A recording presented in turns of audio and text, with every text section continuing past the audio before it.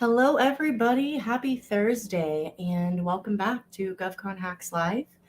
I'm your host, Ashley Duwel, CEO of Duwel Dev. And as you'll notice today, I am flying solo. So I'm really excited about the topic, but I do want to catch up with a few updates. So obviously, we're using a different streaming service, which I'm liking very much so far. And we are also going to be working our way back to Facebook. Unfortunately, we won't be able to stream into the groups. However, we hopefully will be able to go live on our pages. So we are working toward that. Hopefully, in the next few weeks, you will start to be able to view on Facebook as well. So today's topic is the importance of responding to RFIs and Sources Sought, especially in federal fiscal Q4, which, by the way, we're in right now. Essentially, and there's a lot of buzz around this topic, but I'm not sure if it's all for the right reasons, right? It's really easy to, kind of see one of these marketing gimmicks. Oh, hurry up, get in there before the Q4 spend runs out. But realistically, what they mean in layman's terms is we tend to see in Q4 a higher number of transactions. So government's awarding contracts left and right, right?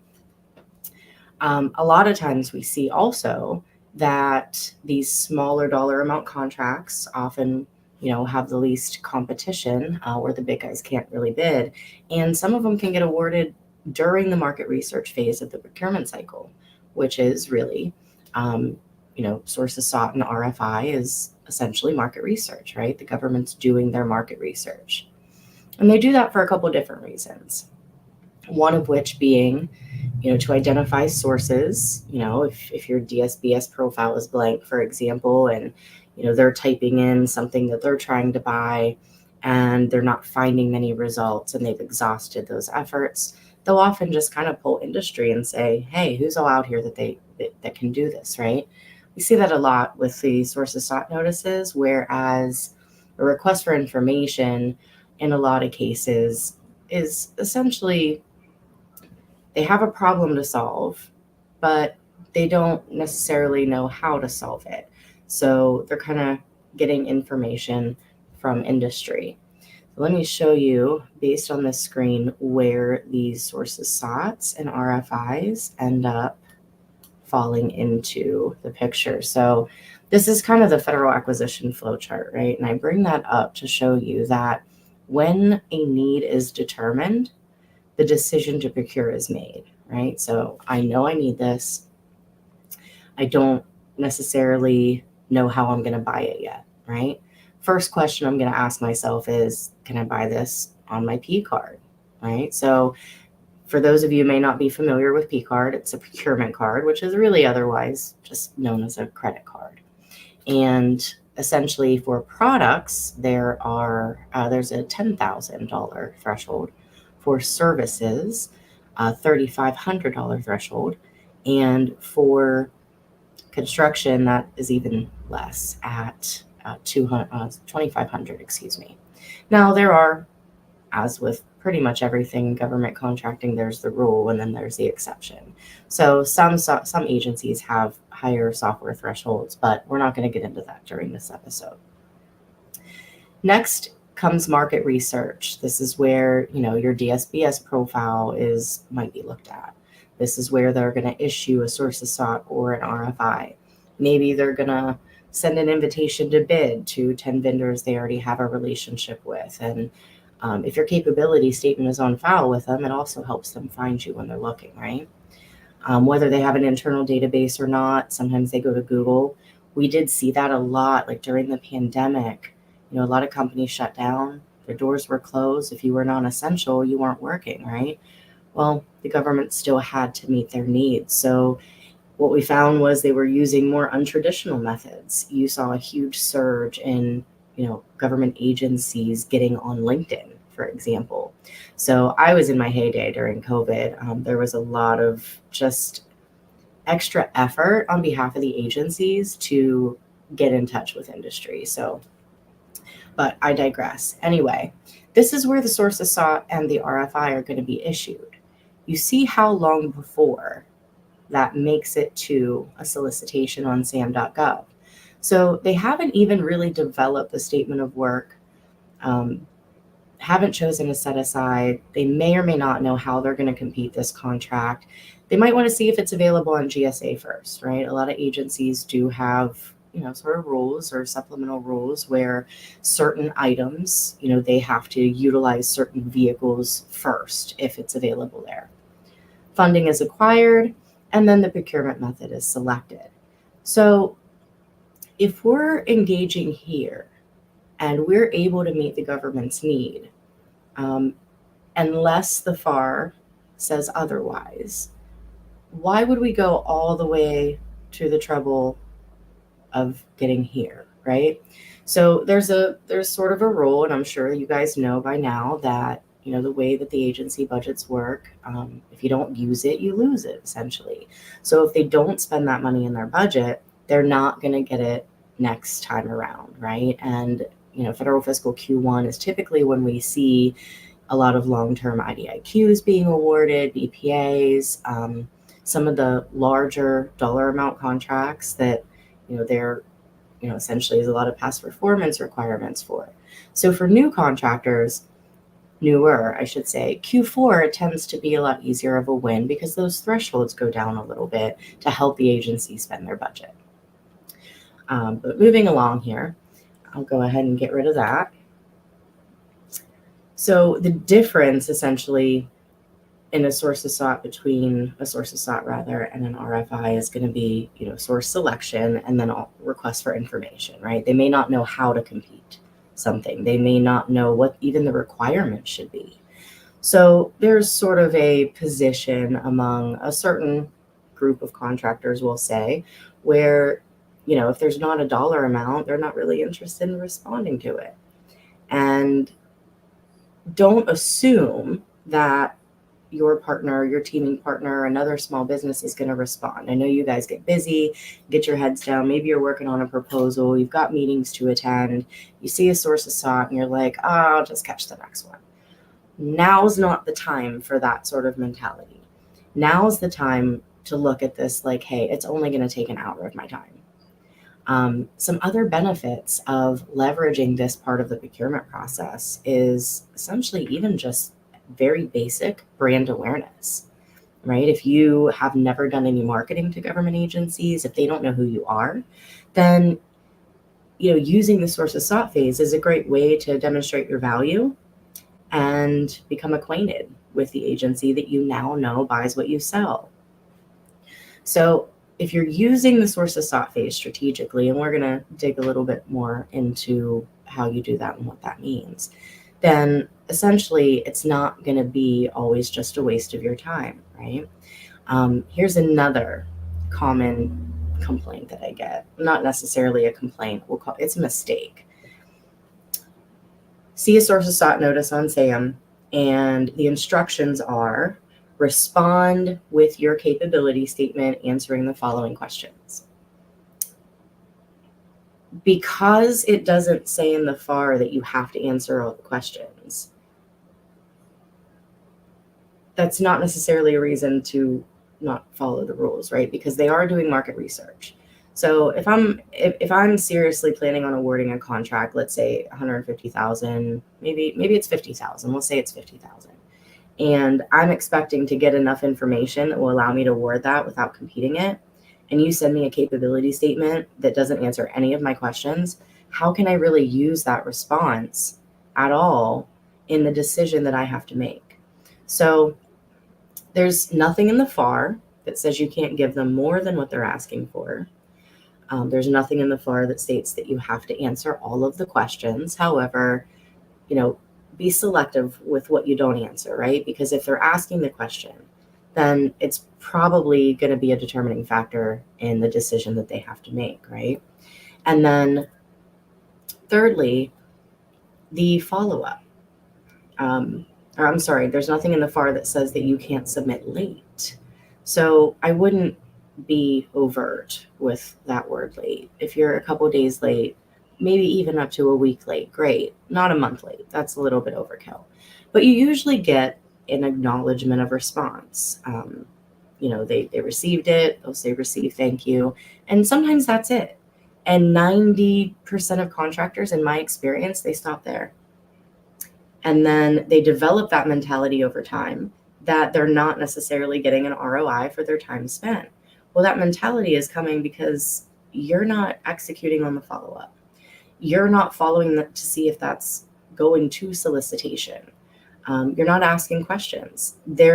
Sources sought and RFI is not like the solicitation phase of the procurement cycle where they can't really talk to you. Their lips are sealed.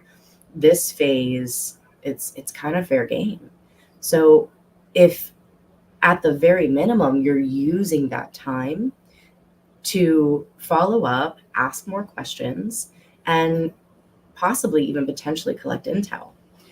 Using the sources sought phase and RFI phase to influence an acquisition is another strategy that a lot of the more experienced contractors will use. And once you've been doing this a while, you can kind of look at what the need is and, kind of come up with a dollar figure in your head. And a lot of times you can use that dollar figure, knowing the rules of the FAR, to project how the government might compete it. One thing I always say about our government is they're creatures of habit. 70% roughly, that might be an outdated figure, but 70% roughly is, bought over and over and over and over again. The need doesn't necessarily change, unless obviously it's a new requirement like AI. AI hasn't been around forever, right? There are lots of sources sought notices and requests for information and a lot of buzz happening where the government's seeking sources to implement AI into either tools they're already using or develop new tools. One goal of which to streamline the procurement process, which, if you think about what it looks like from our end, their end is equally, if not more, as painful. So there is that. I'll give credit where credit is due. And don't forget, guys, drop your questions into the chat. We are live today. So if you have any questions or if you have any experience with, submitting a sources sought or RFI, we'd love to hear from you. Let's talk about it. Now, we already talked sort of about the budget cycles and whatnot, but the number of transactions that happen in Q4 and the increased workload and capacity of every contracting officer or procurement professional in the government, mistakes can be made, right? So another thing I want you to be cognizant of as you're going through these is, if there's something that you recognize in there that maybe is ambiguous or it can't be done, just anything that you might notice, keep that line of communication open, put it in your response. I have spoke to at least a dozen contracting officers who are grateful for the information. I said, oh yeah, well that way will work, but you could also do it this way. And if that resonates with them, maybe they will modify or change the scope. And they really probably, if it's a new contract, haven't begun writing it realistically. So utilizing this phase of the procurement cycle to influence the acquisition. I'll give an example, just something that I'll resonate with. Government wants to build a document repository. They want it to be searchable. They want it to be automated and be able to track when people either update, iterate, or check out one of these documents, right? Or artifacts, we'll call them. They want an organic system developed. They want to just reinvent the wheel. And I come in and I say, well, hey, you could use Monday.com for that, right? That's one example of me influencing the acquisition. Like they may not already know that there's a COTS product, commercial off the shelf, by the way, for those of you who are new, a COTS product that they can use and customize for this particular need. So that's just one example. There are thousands of different examples depending on the industry that you're in. But your positioning in this phase of the procurement cycle might be the first opportunity an agency has. It might be the first time they're seeing your brand, your logo. They might be compelled by, previous experience that you speak to in that sources sought notice. we had, and it's a little bit too early to give any sort of results for 24, but in 2023, Q4 was so intense that we had collectively, amongst myself and my colleagues, at least 8 clients who had gotten awards during Q4 for sources sought notices that they submitted in quarters 1, 2, and 3. And really, the government knows they need it. You see it a lot where you'll see the sources sought notice and then nothing ever happens. And you're like, man, I spent an hour on that response. But then 6-8 months later, it comes back and they're like, hey, here's the solicitation. Are you going to submit a bid?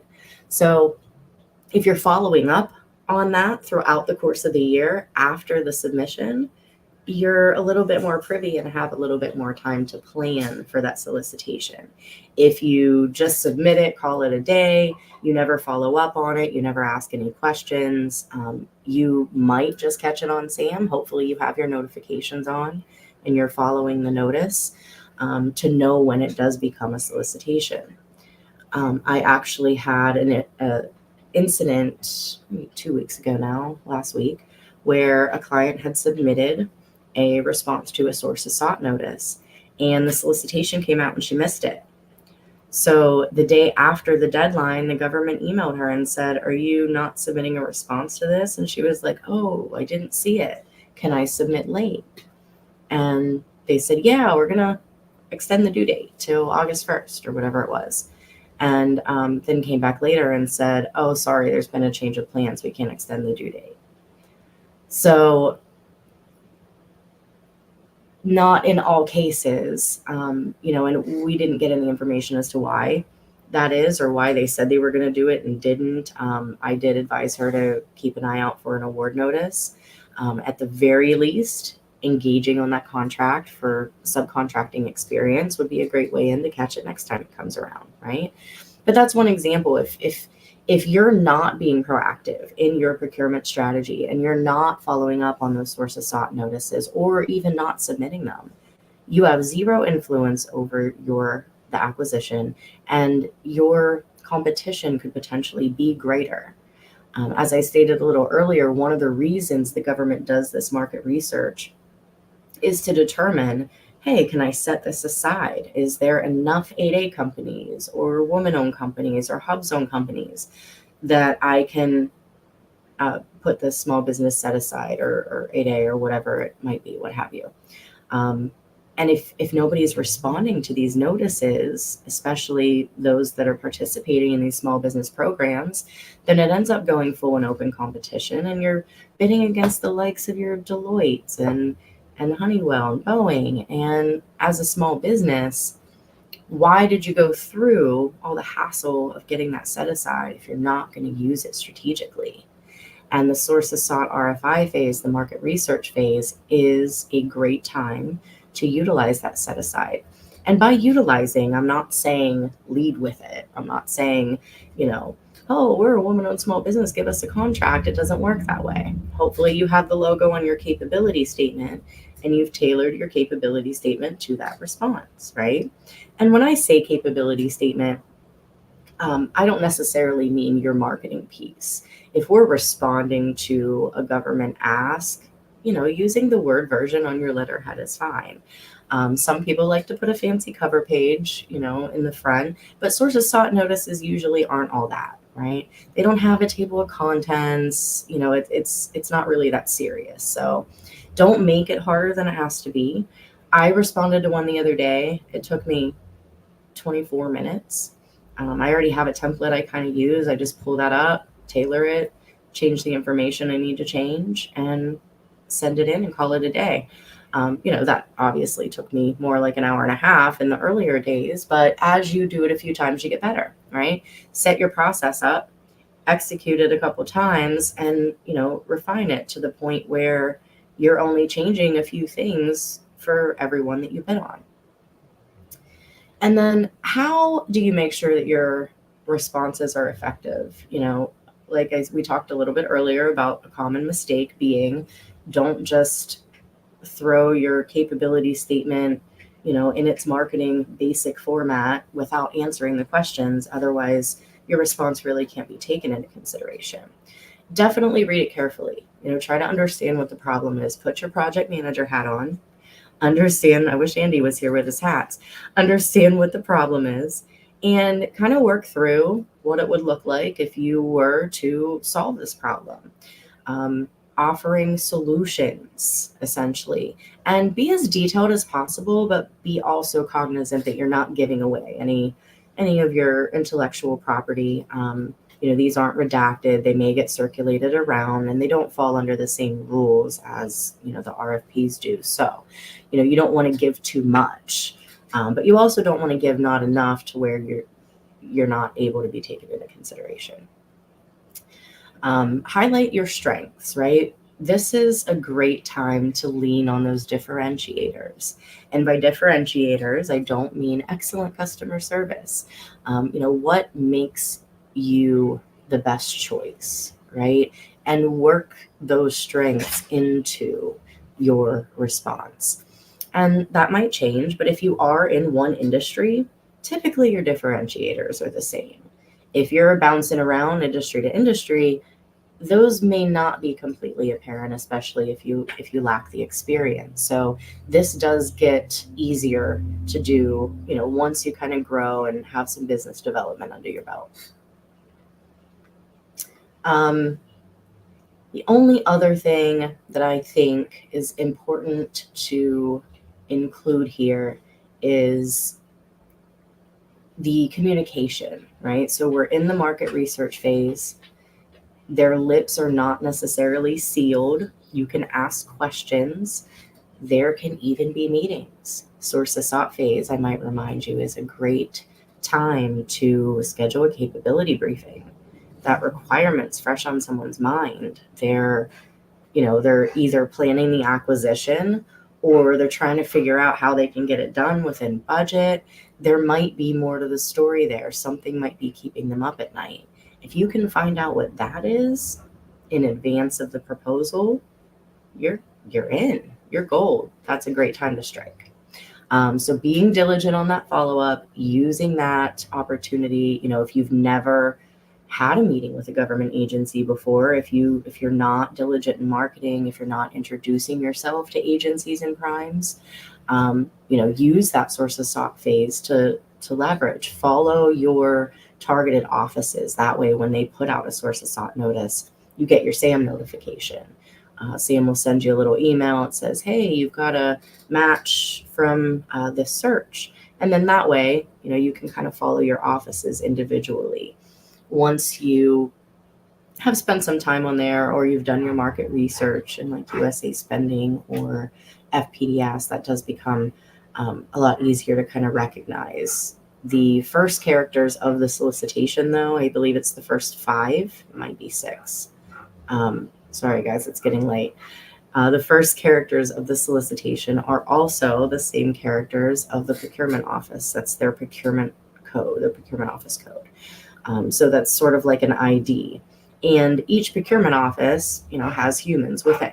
So in a lot of cases, the sources sought are going to be put out by the contracting officer. And usually the alternate point of contact, 9 times out of 10, is going to be the small business person. So that's 2 points of contact for every sources sought that you have an opportunity to follow up with and sort of influence that acquisition in your favor. Definitely, I recommend building your template in advance, right? Even if you're just doing this in Word, totally fine. Have your template. That way you can just easily plug and play. And I just usually copy all of the questions from the Sources Sought notice, paste it into my template.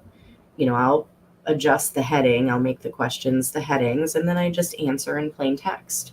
Sometimes I'll include exhibits, but, making sure that I'm doing my due diligence to essentially influence and hopefully sway that in my favor, whatever that might be. Sometimes it also makes sense. So this is where teaming is really can be leveraged. So most of us participating in the set-aside programs, we have, teaming partners. similarly situated entities that do what we do, that maybe have our set asides, or maybe they complement our set asides. Maybe I'm a woman-owned hub zone and my partner is a woman-owned 8A. Well, if I see a if I see a sources sought notice, or RFI, that I'm interested in, whether that company is interested in it or not, I'm going to encourage them to respond. If it's right now sources sought and I want it to be set aside for women owned, I'm going to call my woman owned teaming partner and say, hey, can you submit a response to this, whether she's interested or not, because of the rule of two. So with two companies, responsive and responsible, that are able to do the work, the government can then set that contract aside. Now you've eliminated everybody who's not a WOSB from being able to submit a response. So there are many different angles, to look at this. And I'm going to pull this up again for those of you who are just joining us. Where is it here? There we go. We're talking about the sources sought phase in RFI and how to make sure that responding to these will produce an ROI, essentially. And you can see on the chart how far before a solicitation on SAM this occurs. So if you're not leveraging these guys, please do start. I would love to hear your feedback. Come back to this particular live. Let me know in the comments, what you're seeing out there, what your experience has been like submitting sources soughts and RFIs. And again, remember, don't include anything that you wouldn't want the public to see in the market research phase of the procurement cycle, but they can be super powerful to your strategy. All right, everyone, I do not see any questions at all in the chat. So you guys either understood everything I said or you're just super quiet today. Either way, that's okay. Next week, we are going to be talking about conferences and events. How do you know which to attend? What do you do to plan? And how do you make the most out of that time? Because let's face it, those things can get pretty expensive, right? So we'll talk about those best practices, let you guys get the biggest bang for your buck. And I'm looking forward to seeing you back here, same time, same place. Don't forget to like and subscribe. Please tap the bell to get notified of our session next week. And I look forward to seeing you guys then. Have a great weekend.